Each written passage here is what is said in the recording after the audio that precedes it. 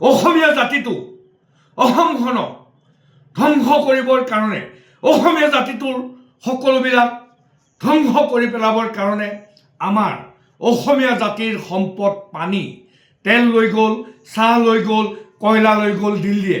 এতিয়া অসমীয়া জাতিৰ শেষৰ সম্পদ আমাৰ আই মাতৃ ব্ৰহ্মপুত্ৰ, আমাৰ পানীকণক কেন্দ্ৰীয় চৰকাৰে লুটি নিবৰ কাৰণে অৰুণাচলত বৃহৎ নদীবান্ধ বনাই আমাৰ অসমীয়া জাতিটোক ধ্বংস কৰাৰ যি ষড়যন্ত্ৰ কৰিছে, আমি অসমীয়া জাতিয়ে বিজেপি RSSে হিন্দু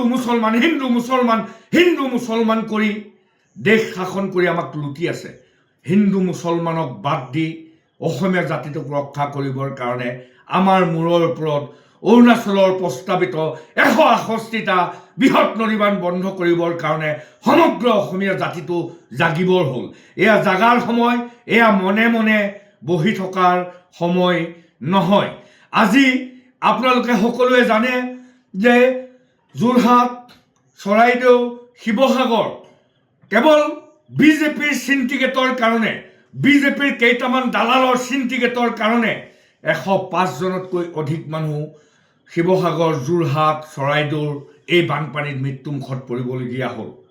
আৰু নদীবান্ধটো যদি হয় আমি অসমীয়া জাতিটো জীয়াই নাথাকিম। গতিকে সকলো জাতি, বৰ্ণ, ধৰ্ম, ভাষা নিৰ্বিশেষে এই নদীবান্ধ বন্ধ কৰিবৰ কাৰণে, অসমীয়া জাতিটোক ৰক্ষা কৰিবৰ কাৰণে আৰু আমাৰ ব্ৰহ্মপুত্ৰ নদীখনৰ ওপৰত 16 লাখ মানুহে কেৱল মাছ মাৰি জীৱন নিৰ্বাহ কৰে।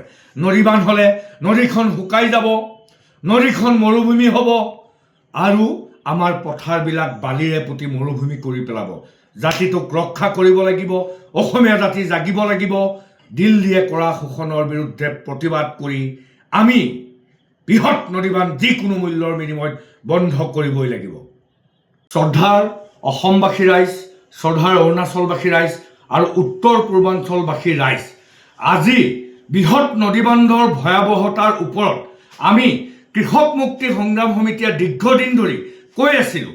আজি প্ৰমাণ হৈ গ'ল, নেপালত বৃহৎ নদীবান্ধ ভাঙি যোৱাৰ কাৰণে হাজাৰ হাজাৰ মানুহৰ মৃত্যু মুখত পৰিবলগীয়া হ'ল, অবৰ্ণনীয় পৰিৱেশৰ সৃষ্টি হ'ল।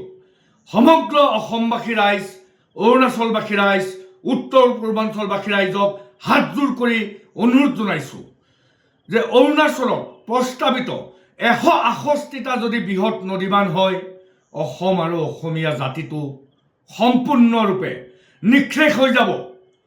কেৱল মাত্ৰ ৰঙা নদীৰ 405 মেগাৱাট নদীবান্ধৰ কাৰণে লখিমপুৰ জিলাখনৰ বানপানী কেনেকুৱা হয়, লখিমপুৰ জিলাখন তছ নছ কৰি পেলাইছে কেৱল মাত্ৰ এটা সৰু নদীবান্ধ 405 মেগাৱাটৰ নদীবান্ধৰ কাৰণে।